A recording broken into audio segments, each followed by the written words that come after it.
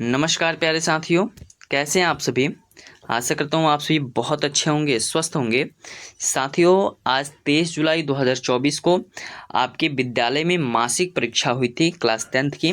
उसी के हम लोग हल को जानेंगे। सोशल साइंस विषय का, साइंस का तो हमने हल कर लिया है। साथियों, इसमें पहला क्वेश्चन है कि हिंद चीन में कौन सा राष्ट्र शामिल नहीं है।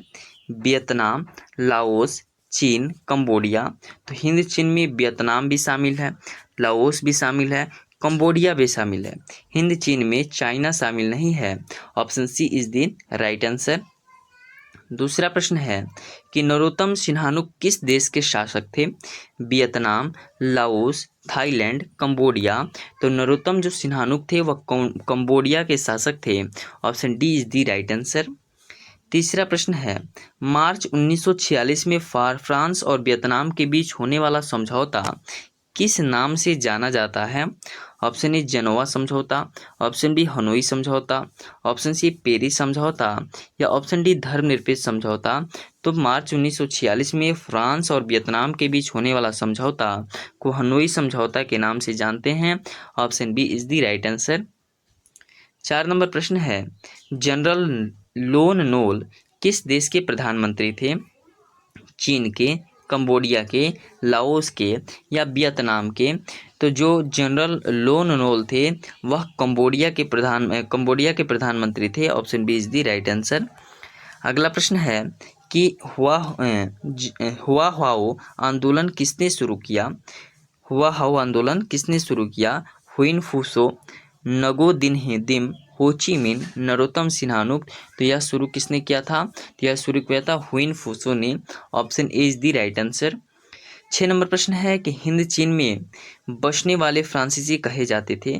फ्रांसीसी, शासक वर्ग, कोलोन, व्यापारी। तो हिंद चीन में बसने वाले फ्रांसीसी कोलोन कहे जाते थे। Option C is the right answer. 7 नंबर प्रश्न है होची मिन की सरकार थी कहाँ पे। दक्षिणी वियतनाम में, उत्तरी वियतनाम में, पूर्वी वियतनाम में या पश्चिमी वियतनाम में। तो होची मिन की सरकार उत्तरी वियतनाम में थी। Option B is the right answer. अगला प्रश्न है कि निम्नलिखित में से खरीफ फसल कौन है। क्या चावल यानी कि धान, मक्का, कपास, इनमें सभी।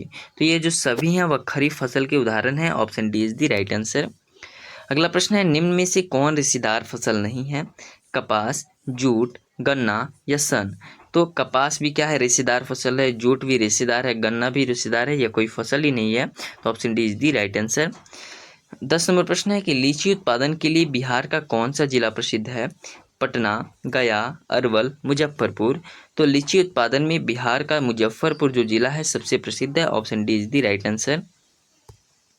अगला प्रश्न है कि गेहूं है, क्या गेहूं खरीफ फसल है, रबी फसल है, जायद फसल है या इनमें से कोई नहीं। तो गेहूं जो है यह रबी फसल है। Option B is the right answer. 12 नंबर प्रश्न है कि रबड़ की खेती भारत के किस राज्य में की जाती है। केरल, गुजरात, आंध्र प्रदेश या छत्तीसगढ़। तो रबड़ की खेती केरल राज्य में की जाती है। Option A is the right answer. 13 number प्रश्न है कि प्रारंभिक जीविका कृषि को डैश नाम से भी जाना जाता है। झूम, पामलू, दीपा या इनमें सभी। तो साथियों यह 13 नंबर प्रश्न थोड़ा आप लोग देख लीजिएगा, ठीक है। चलिए अगले प्रश्न की ओर बढ़ते हैं। 14 नंबर प्रश्न है कि काली मिट्टी उपयुक्त है कपास के लिए, लीची के लिए, गेहूं के लिए या बाजरा के लिए। तो काली मिट्टी जो है कपास के लिए उपयुक्त है। Option A is the right answer. 15 number प्रश्न है कि निम्नलिखित में से कौन भूकंप का सर्वाधिक खतरनाक जोन है। Zone 2, zone 3, zone 4, zone 5। तो भूकंप का सर्वाधिक जो खतरनाक जोन 5 है। Option D is the right answer. 16 number प्रश्न है कि किस भूकंपीय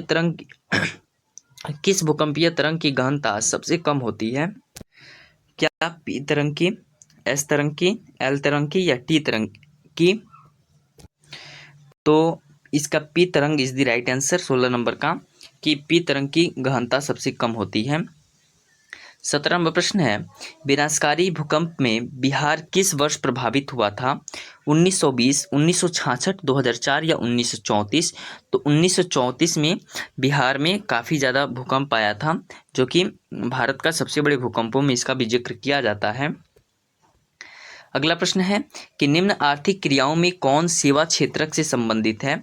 खनन, वन, बैंकिंग, मत्स्य पालन। तो निम्न आर्थिक क्रियाओं में कौन सेवा क्षेत्र से संबंधित बोला जाएगा? तो सेवा क्षेत्र से बैंकिंग संबंधित है। Option C is the right answer. अर्थशास्त्र का प्रश्न है। 19 नंबर प्रश्न है, आय तथा उपभोग का अंतर क्या कहलाता है?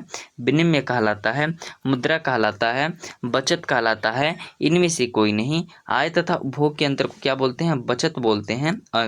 तीसरा पाठ में आप लोग पढ़े होंगे। Option C is the right answer. अगला प्रश्न है कि नेपाल की मुद्रा क्या है?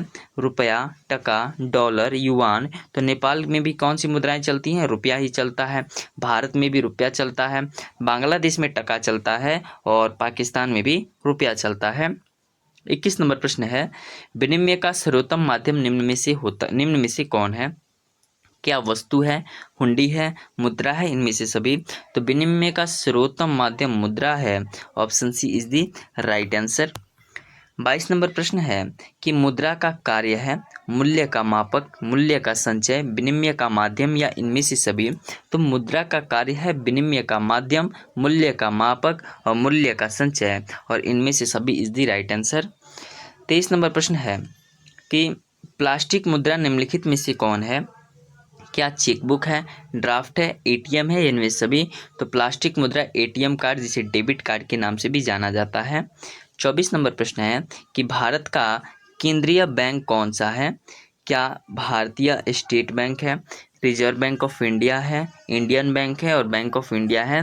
तो भारत का केंद्रीय bank Reserve Bank of India. Option B is the right answer.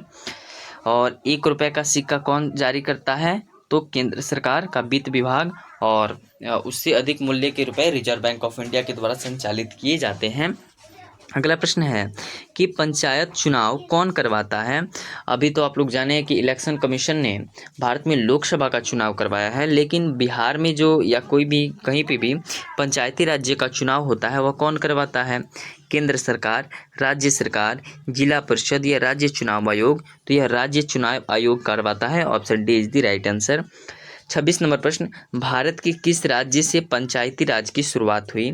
Bihar, Haryana, Rajasthan, Punjab? तो भारत के राजस्थान राज्य से पंचायती राज्य की शुरुआत हुई थी। Option C is the right answer.